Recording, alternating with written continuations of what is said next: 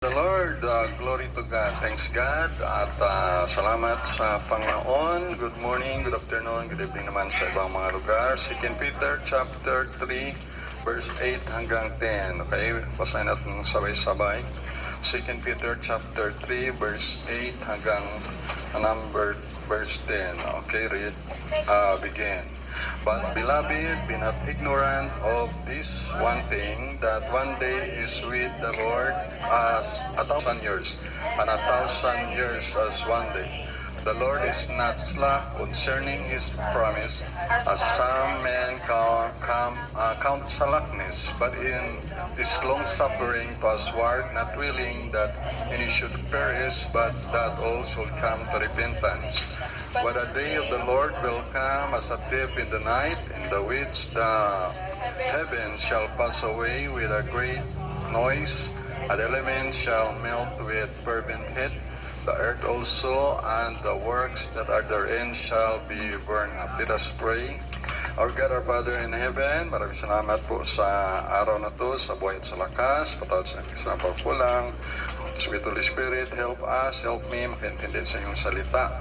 Maabot ang aming spiritual needs dito sa online, maging sa on-site. We pray ang healing kay siya sa kanyang lagnat. We pray rin, Panginoon, sa Sir Monit at si Brother Edgar. Pero si Brother Bo, ingatan sa Luzon, sa Maynila, safety protection, sa Namili, good health rin.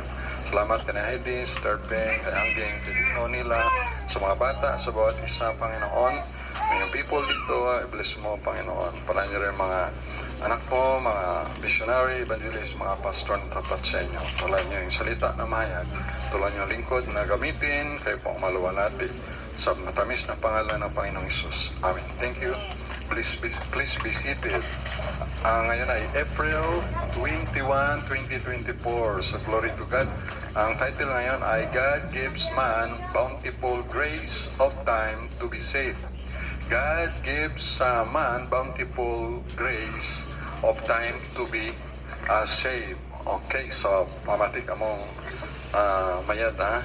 So dito si Apostle Peter, ang tawag niya sa mga believers ay beloved. Sabi sa 2 Peter chapter 3 verse number 8, but beloved. So, beloved, mga minamahal. Remember the words of Lord Jesus. They will knew, sabi ni Lord Jesus, alala niyo yung salita niya na malaman nila na kayo ay mga disciples ko if you love one another, di ba? Pag malaman ng mga tao na disciples, ibig sabihin ay tagasunod, followers ni Jesus Christ, kayo, if you love one another. So, another is, huwag tayong maging ignorante sa mga bagay na spiritual. Sabi sa verse 8 dito, but be not ignorant of this one thing, kundi tayo ay dapat maging maalam that one day is what with the Lord as 1,000 years. So, kay Lord, yung one day ay 1,000 years yan sa atin. And 1,000 years as one day. Yung 1,000 years sa atin ay sa Panginoon, ayan ay isang araw lang. So, walang tao na umabot na 1,000 years old na nabuhay. Wala. Merong nagbuhay ng matagal, si Methuselah, 969 years old. Si Methuselah, 969 years old. Kaya nga sa Romans 3:23, for all have sinned and come short of the glory of God. So, walang, sapagat ang lahat ay nakasala at walang nakaabot sa kaluwalhatian ng Diyos. Kaya sa glory ng Diyos ay walang nakaabot, no? Kaya makinig mo, may init, no? Hindi ako nagniktay kay mainit, ang pinapawisan ako. Pero hindi, ayaw ko ng electric fan. Kaya, makakuan man. Masama sa pakiramdam. So, makita natin dito na walang nakaabot sa glory ng Diyos. Kaya nga ang tao ay hindi umabot ng isang araw lang. Could you imagine? Walang nakaabot ng isang araw. Sa Panginoon, ang one day sa ating tao ay 1,000 years at walang nakaabot ng 1,000 years old. So, come short of the glory of God. Methuselah not even live one day. 1,000 years is one day. Kaya ngayon ay 2024 na. So 2 days pa lang. Pa lang tayo. Pero kung isama mo yung sa Old Testament from kay Adam and Eve at hanggang sa Book of Malakay, hanggang kay minor prophet Malakay, ay mga estimated yan mga 4,000 years. Siyempre si Adan nabuhay na siya ng 930 years old, kung makamali si Adan. Si Moses 120, si David 70 years old. Yan. So, si Noah mga 900 plus years old rin. Kaya pag itotal mo yon sa kailangan generation, from Adam hanggang kay Malakay ay more than 4,000 years. So, ibig sabihin, 4 days pa lang. 4 days, tapos sa ating New Testament naman ay 2024, so 2 days, so 6 days pa lang, mahigit. Kaya nga, malay mo yung, di natin alam, kasi pagdating siguro ng Panginoong Isus ay sa ika-7th day, no? Hindi lang natin alam, ay wala nang nakakaalam eh. Ibig sabihin ay pag mag-total na ay 7,000 years na, o 7th day, perfect number, God's number. Pero natin eh, sabi ng mga Bible, anytime pwede dumating ang Panginoon eh, na hindi natin inaasahan. Meron nga ang player ng Detroit Pistons, si Jaden Iben. Sabi niya ay, salamat ako kay Lord na binigyan niya ako ng talent na mag-basketball at ito ay pasalamat niya sa kanyang Lord and Savior na si Lord Jesus Christ. At may talento siya ng pag-basketball, make practice lang palagi, give the best. At sabi niya bago siya umalis sa press conference, by the way, ay mayroon lang akong sabihin sa inyo. At sinabi niya talaga na boldly, no? Sabi niya na Jesus is coming. Sabi niya, Jesus Christ is coming. Sabi niya, kailangan magkaroon ng repentance of sins and faith toward the Lord Jesus Christ. So imagine, hindi niya nagawa ni Senator Pacquiao, hindi niya nasabi na sa kanya na alam niya, pasalamat kay Lord. Kahit si Stephen Curry, alam niya, pagka-shoot niya yan, magkaroon siya turo sa langit. Stephen Curry, naka 3 point. Pero never ko napakinggan na Jesus Christ, the Lord Jesus Christ is coming, repent of your sins, and believe the Lord Jesus Christ. Hindi yan nasabi nila. Kahit sino mga personality na kilala sa sports, maging sa movie industry. Pero si Detroit Piston na NBA player na si Jaden Iben, nabanggit niya talaga na pasalamat siya si Lord Jesus Christ ang personal Lord and Savior. And by the way, na bago siya magtapos na kanyang pagsalita sa press conference, ay sinabi niya na Jesus is coming. So kailangan ng repent, magsisi ng kasalanan, and believe the Lord Jesus Christ. So maganda na talagang by faith toward Lord Jesus Christ. Talagang fan talaga siya. Siya ay boldly, matapang siya na sinabi niya, kung sino man ang magbasa kanya o mag-negative sa kanya, it's okay, importante nagawa niya yung part niya. So tayo rin naman ay may pagkataon hindi naman kailangan maging sikat ka para sabihin mo yan in any form, sa school ka o sa katrabaho o sa negosyo, kakilala mo, kapitbahay, o minsan sa ating kapitbahay, minsan ang naging kalaban natin ay kadalasan obserban ko ay kapitbahay, no? Minsan ang kadalasan naging kalaban. So dapat kapitbahay hanggat maaari ay maging kaibigan natin. Kasi mayroong pag may mga pangailangan, sunog o sino ang unang tutulong? Yung kapitbahay. Siyempre yan ang malapit. Kung may mga katulad ito, nahapo si nanay ay sa kapitbahay, kami humingi ng tulong para madala sa ospital, kapitbahay. So, yan, kaibigan dapat yung kapitbahay. Kaya di naaway ka, kaibiganin mo pa rin. No? Kung nagugutom, yung kapitbahay, bigyan ng pagkain. Kung nauhaw, bigyan ng tubig. Siyempre, yan. Importante ay ating testimony ay maganda.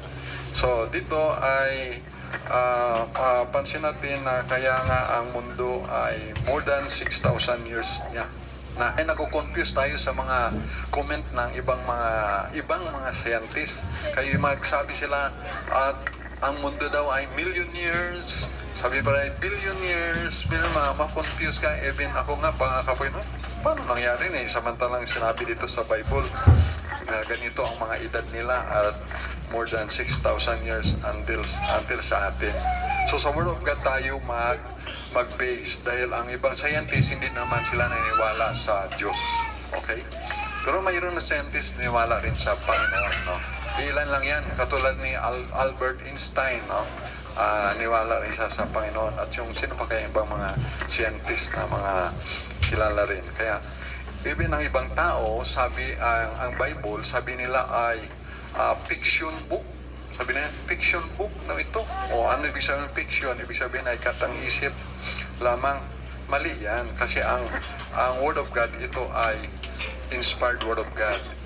Ito ay sa Proverbs 30 verse 5, every word of God is pure. He is a shield unto them that put their trust in Him. Maging sa 2 Timothy 3:16, all scripture, no? All scripture from Genesis to Revelation, all scripture is given by inspiration of God. Amen?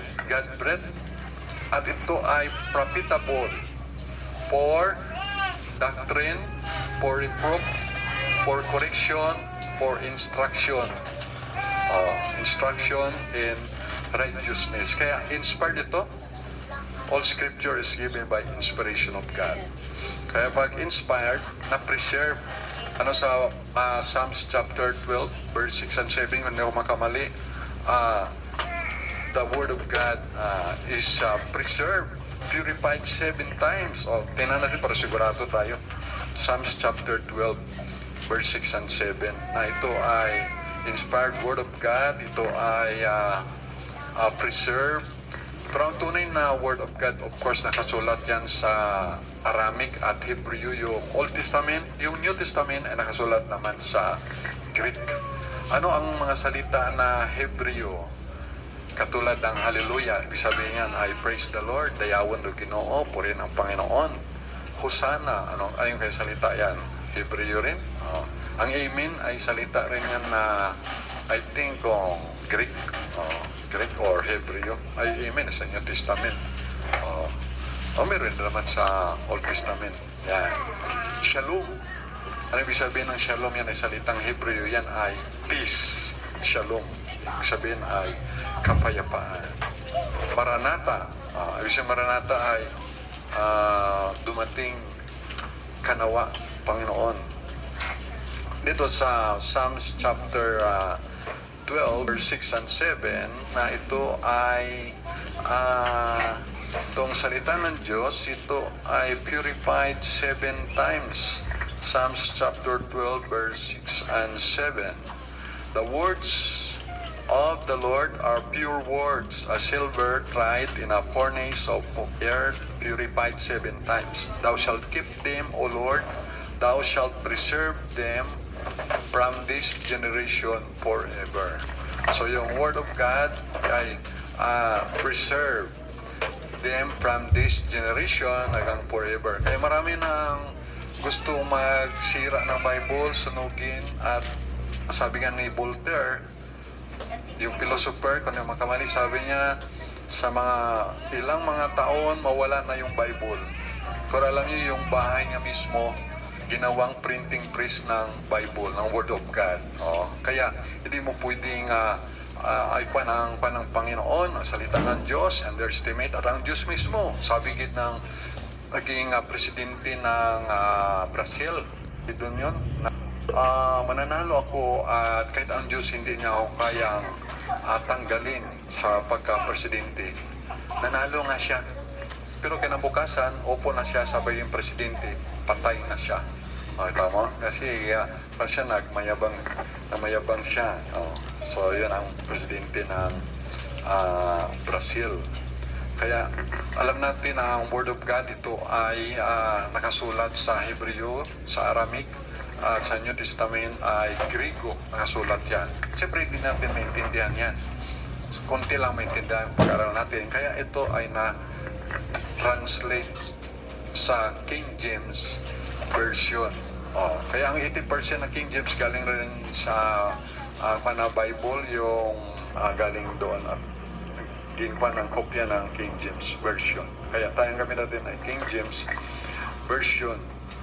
So, ito ay all scripture is given by inspiration of God, inspired, kaya preserved from this generation forever, purified 7 times. Thou shalt keep them, O Lord, thou shalt preserve them from this generation forever. Siyempre, ang paniwala naman ng iba, yung pinaka-original, siyempre, yung Greek, Hebrew, Aramaic. Ay wala naman tayong kopya nun, yung pinaka-original. So ito lang ay na-translate sa King James Version. So ito ang gamit natin. King James Version, of course, pinakamagapit sa original. Tapos, ang King James, ito ay maganda dahil ito ay mayroong word ng mga thou, thee, tinataas ang Panginoon. Kaya, salamat tayo. Ito yung, sabi naman ng iba, ito yung nearest sa original. Anyway, importante lang ay meron tayong preserved Word of God. Kaya sabi naman ng isa, siyempre, pag inspired yan, preserve yan. Siyempre kung preserve yan, inspired yan. Anyway, importante lang naman ay meron tayong Word of God na nasa King James Version. Okay? So mahabang pa yan eh. Mga talakayan pagdating sa ganyan. Importante save tayo. Oh.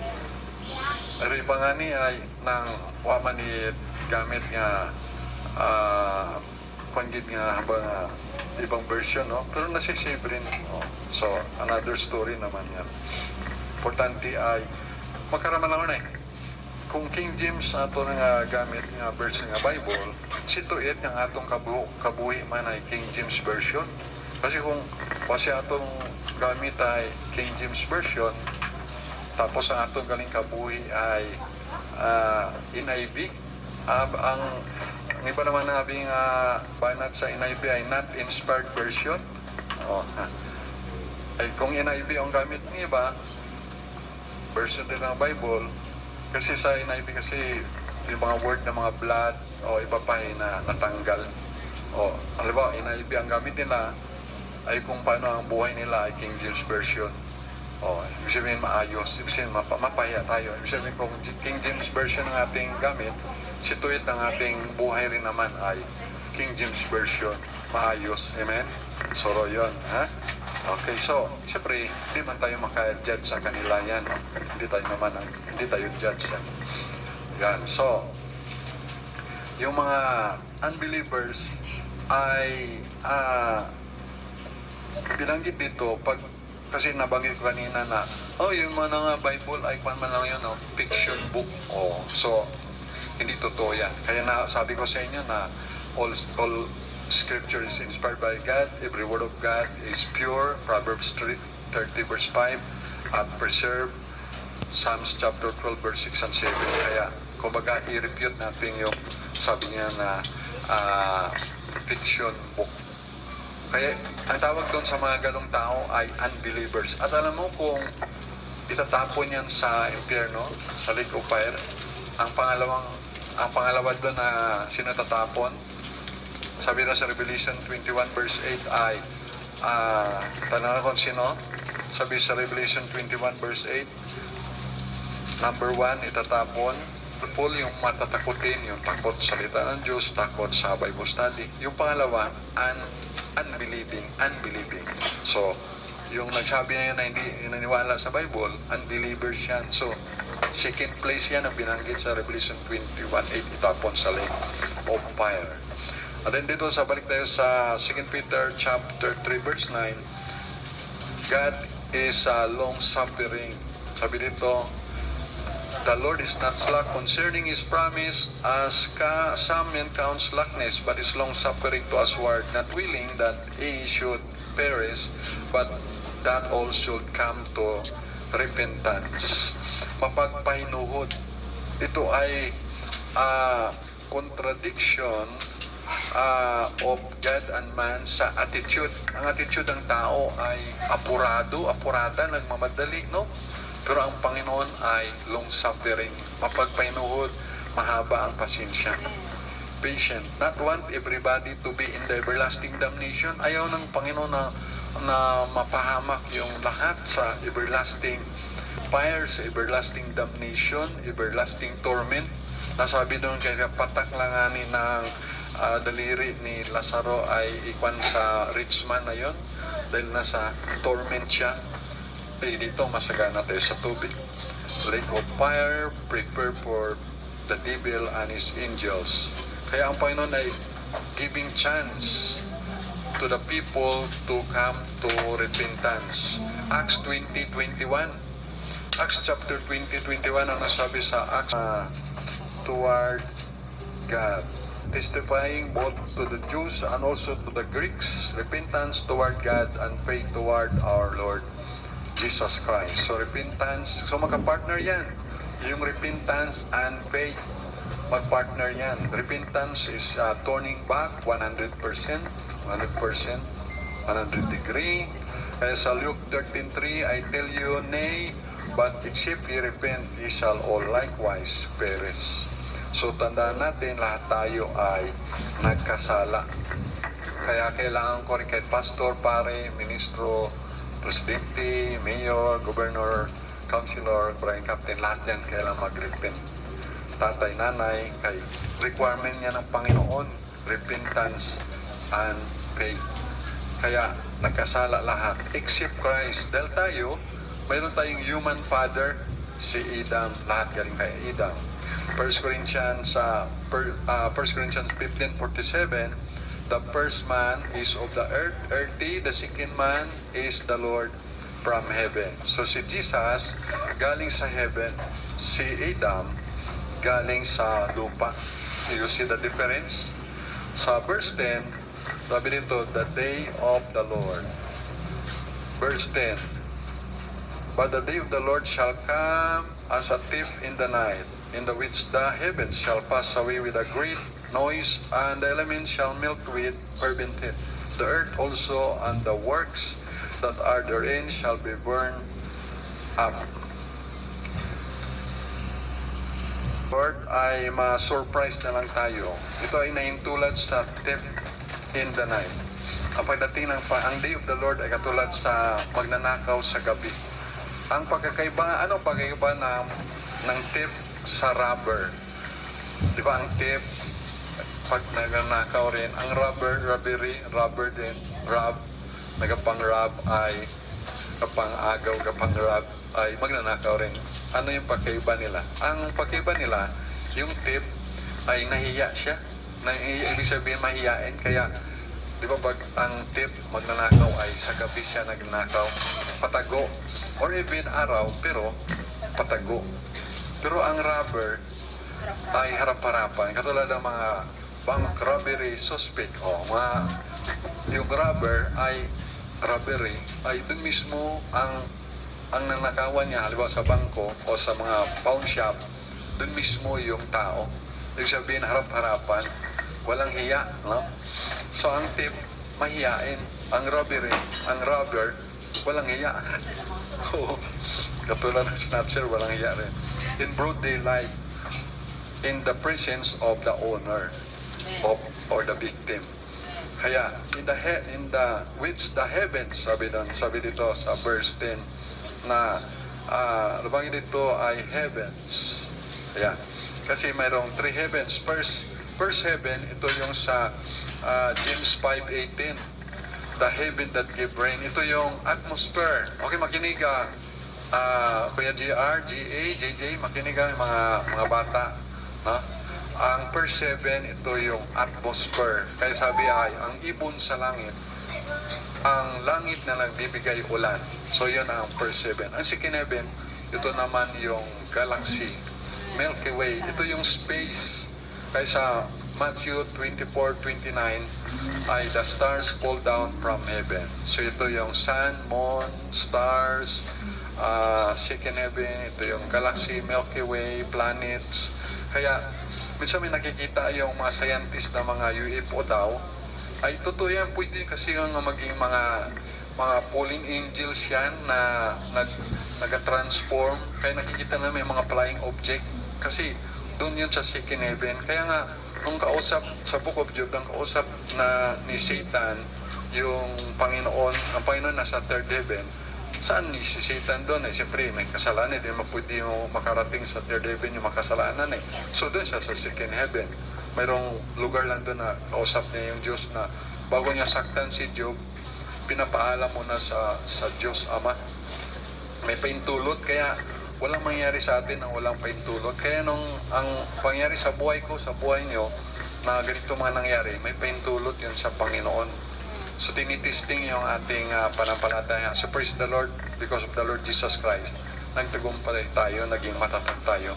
So ganun, doon sa space, kaya nga ating mga prayer, meron din nabasa ko na yung mga prayer ng mga banal, ang mga believers, ay minsan ay hindi kaagad nakalusot mana doon sa langit, kaya hinahadlangan ng mga spiritual wickedness in high places. For we wrestle not against flesh and blood, ang ating kalaban na hindi yung may laman at dugo, kundi mga spiritual wickedness in high places, mga principalities. Pag sinabing principal, ay mataas yan, may katungkulan niya, principal sa school, o rulers of the darkness of this world. Pag sinabing rulers, rule, nag-rule, ibig sabihin, nag-lead. So, yan ang ating mga kalaban, at hindi natin kaya yan. We need the Lord Jesus Christ. Amen? So, doon yun sa space yung second heaven. Matthew 24:29, the stars fall down from heaven. So may nakarating na rin sa second heaven, sa moon. Nakarating ako sa first heaven, nagsakay sa aeroplano, nakarating na sa first heaven. May ulan, umakyat ang aeroplano sa ibabaw ng ulap, walang ulan. Pero wala pa nakarating sa third heaven. May nakarating doon si Pablo, na sabi niya, I know a man 14 years ago. Alam mo yung 14 years ago na yon sa Acts chapter 14 verse 19 na binato siya hanggang akala nila ay patay na siya, yung half dead. Acts 14 verse, sabi dito sa Acts verse 19, and there came leaders, certain Jews from Antioch and Iconium, who persuaded the people, and having stoned Paul, binato nila si Paul, drew him out of the city, supposing he had been dead. So sa nang binato nila si Apostol Pablo, siyempre sa igo ba naman ng bato ay nalipong siya, akala nila patay na si Pablo. Kaya nga si Pablo, na sabi niya 14 years ago ay nakarating siya sa heaven. Kilala ko mayroon anyo aman, hindi niya binanggit na siya mismo pala yun. Sabi niya may kilala ako, pero imaw pala, siya pala yun. Nakarating siya sa third heaven. 2 Corinthians 12:2. 2 Corinthians chapter 12 verse number 2. Man in Christ about 14 years ago, whether in the body I cannot tell, or whether out of the body I cannot tell, God knoweth. Such an one caught up to the third heaven. Yan. Kaya sa 2 Peter 3:10, nabangitan yung elements shall melt with fervent heat. Kaya mga elemento ay mag-melt, malulusaw sa matinding init. Kita mo ang init ng panahon ngayon. Siguro nakaranas tayo dito sa Aklan ng mga 43 degrees. Mga 40, siguro 40. Pero sa iba, mga 43. Ay, init na yan. Sa Africa nga ay 47 hanggang 50 degree centigrade ba tawag niyan? No? Degree Celsius. Degree Celsius. 47 to 50 sa Africa. Ay sa atin nga dito, 32. Mainit na, no? 33 ay mabot pa ng 40. Hanggang 42, 43. Mainit. Kaya kung nasa aircon ka, pag sa aircon nakalagay lang ay 25, okay na yun. Pag 22, malamig na. 20, malamig. So, kaya sabi sa Bible ay mga fervent heat. Kaya mga works ng tao, mga tanim, ay mga bahay na light materials ay burn up, masusunog. Kaya matingnan mo yung mga palayan, sunog na mga damo, sunog. At meron yung mga bahay na light material, sunog. Doon sa may liso, malinaw pa yun na sunog yung mga tanim, mga damo. Kaya God gives man bountiful grace of time to be saved. Kaya binibigyan talaga ng Panginoon ng mahabang panahon, biyaya yung mga tao para maligtas. Ginagamit na ng Panginoon ngayon yung social media.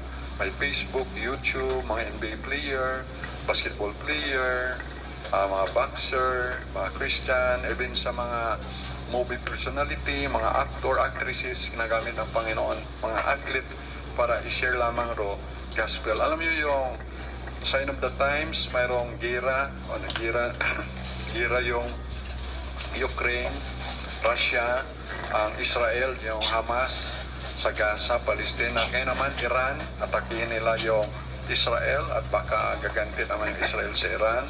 And then yung China sa Taiwan, China sa Philippines, ang North Korea sa South Korea. So yan naman ay sign of the times, no?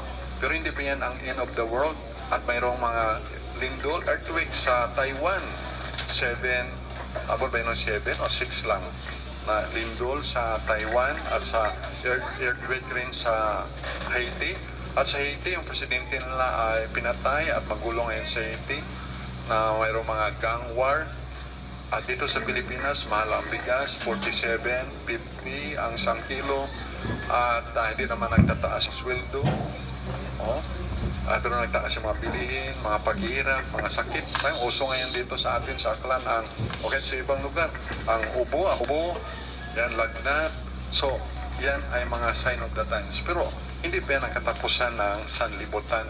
Ang katapusan ng sanlibutan, kung bawat tao, 7.7 billion na mga tao ay makadinig ng gospel or good news na si Lord Jesus Christ ay namatay sa cross because of the sins of the people in the world, and then being buried, and after 3 days rose again, ay muling nabuhay, rose from the dead.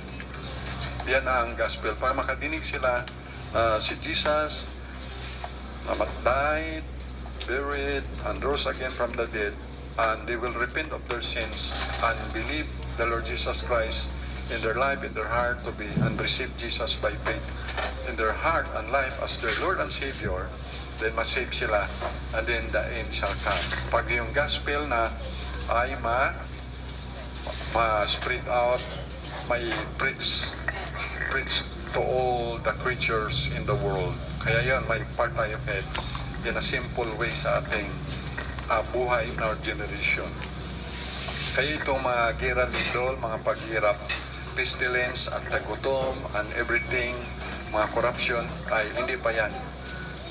Ang pinaka-end of the world, pag yung gospel of the Lord Jesus Christ ay ma-preach to all nations, to all people, 7.7 billion people in the world. Kaya yun, kaya may mga missionary para mag-spread out ng gospel at tayo naman ay sa little amount natin, prayer at little amount, nakapadala tayo. Kaya kinapasa ko man sa group chat, little amount lang yun, no? Pero pag tinipon man ay laki yun. Ibig pambili natin yun ng gasolay, hindi na tayo gabili. Kaya ginapadala sa mission. Yun, importante may ambag tayo sa world evangelism, sa world mission, sa mga missionary.